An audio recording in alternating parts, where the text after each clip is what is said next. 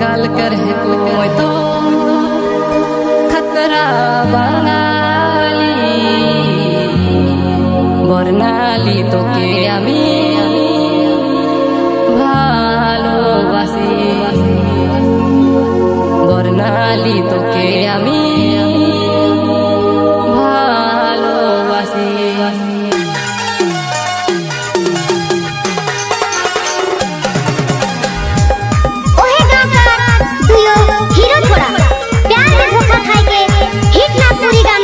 प्रस्तुत करत है डीजे संतोष और डीजे वे बाबू मंजली स्कूल प्राइमरी स्कूल पारा से। अच्छा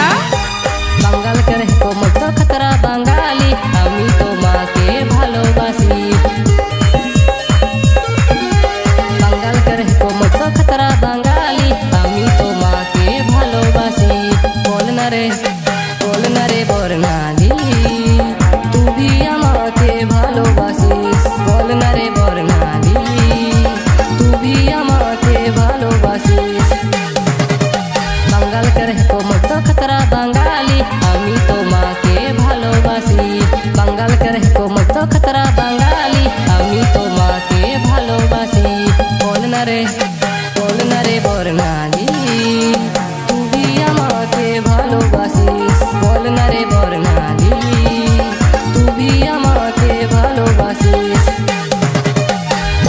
কি নাম ছেলে डीजे संतोष কোথায় বাড়ি मंजली स्कूल प्राइमरी स्कूल पारा से। अच्छा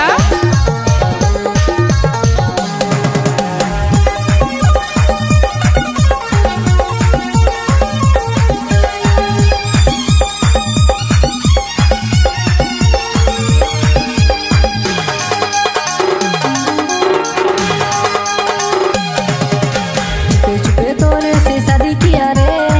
चुपे तोरे से बिहा किया रे चुपे तोरे से शादी किया रे चुपे तोरे से बिहा किया रे बोल ना रे बर्णाली আমি তোমাকে ভালোবাসি বল না রে বর্ণালী তুই আমাকে ভালোবাসিস